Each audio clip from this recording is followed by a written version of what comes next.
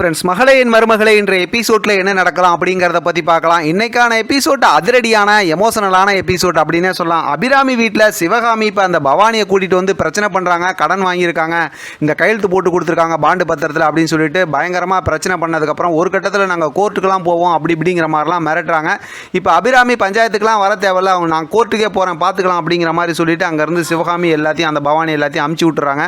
அடுத்து இப்போ அபிராமி கிட்ட கேட்குறாங்க, இந்த கையெழுத்து எப்படி போட்டிங்க என்ன எதுன்னு சொல்லி துளசி கேட்கும்போது இந்த மாதிரி ஒருத்தரவை கடன் வாங்குறதுக்கு ஜாமீன் கையெழுத்து கேட்டாங்க, அப்போ நான் போட்டேன், அதில் ஏதோ தப்பு பண்ணி வாங்கிட்டானுங்களாட்டிருக்கு அப்படிங்கிற மாதிரி சொல்கிறாங்க. அடுத்து பார்த்தோம் அப்படின்னா இங்கே சிவகாமியும் அதே நேரத்தில் பவானியும் உட்காந்து எல்லாம் பேசிக்கிட்டு இருக்காங்க. அங்கே பேசும்போது பார்த்தோம் அப்படின்னா நான் இப்போ புதுசாக ஒரு எம்எல்ஏ வந்து நாகலிங்கம் அப்படிங்கிற ஒரு ஆளை ஏற்பாடு பண்ணியிருக்கேன், அவன் வந்து இனிமேல் மிச்ச விஷயத்தை பார்த்துக்குவோம் அப்படி இப்படிங்கிற அதை ரொம்ப லென்த்தியாக பேசுகிறாங்கன்னு வச்சிங்களேன்.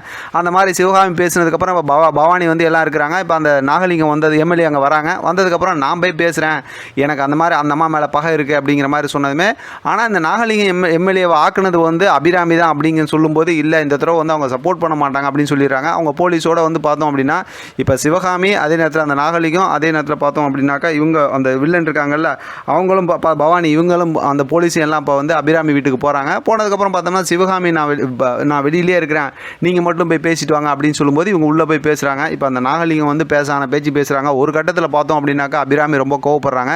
இப்போ அந்த நாகலிங்கம் வந்து தனியாக கூப்பிட்டு என்ன பேசுகிறாங்க அபிராமி கிட்ட அப்படின்னா, இந்த தடவையும் நான் ஜெயிக்கிறதுக்கு நீங்கள் எனக்கு சப்போர்ட் பண்ணீங்க அப்படின்னாக்க நான் வந்து இந்த கேஸை ஒன்றும் இல்லாமல் பண்ணுறேன், அப்படி இல்லாட்டி இந்த வீட்டை பூட்டிடுவோம், நீங்கள் வீட்டை விட்டு வெளியில் போய் ஆகணும் அப்படிங்கிற மாதிரி ஏற்கனவே வக்கீல்லாம் சொன்ன மாதிரி அந்த விஷயத்தெல்லாம் பேசுகிறாங்க.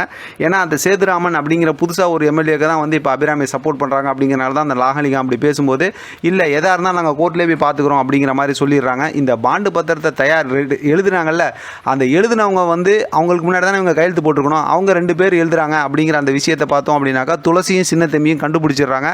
அந்த எழுதுனவங்கள்ட்ட ஒரு பார்த்தோம் அப்படின்னாக்கா இப்போ அபிராமியும் அதே நேரத்தில் பவானியும் காசு கொடுத்து நீ தலைமறைவாக இரு, நாங்கள் சொல்கிறப்ப நீ வெளியில் வந்தால் போதும் அப்படிங்கிற மாதிரி அவங்களையும் தலைமறைவாக இருக்க வச்சிடுறாங்க. ஆக மொத்தத்தில் பார்த்தோம் அப்படின்னா மறுபடியும் இந்த பிரச்சனைக்கு உண்டான காரணத்துக்கு உண்டானவங்களை கண்டுபிடிச்சிருவாங்க. அதாவது துளசியும் சின்ன தம்பியும் சேர்ந்து கண்டுபிடிச்சிருவாங்க. கண்டிப்பாக இந்த விஷயத்தில் அபிராமி ஜெயிச்சிருவாங்க. ஆனால் இந்த கதையை அடுத்த வாரம் ஃபுல்லுமே கொண்டு போயிடுவாங்க அப்படிங்கிற மாதிரி தான் தோணுது. நாளைக்கான ப்ரோமோவை பார்க்கும்போது நம்ம பார்க்கலாம் ஸ்டோரி எப்படி இன்ட்ரெஸ்டிங்காக கொண்டு போகிறாங்கன்னு. இதை பற்றின உங்களோட கருத்து கமெண்ட் பாக்ஸ் தெரியப்படுத்துங்க. தொடர்ந்து ஆதரவு கொடுங்க. தேங்க்யூ ஃப்ரெண்ட், தேங்க்ஸ் ஃபார் வாட்சிங்.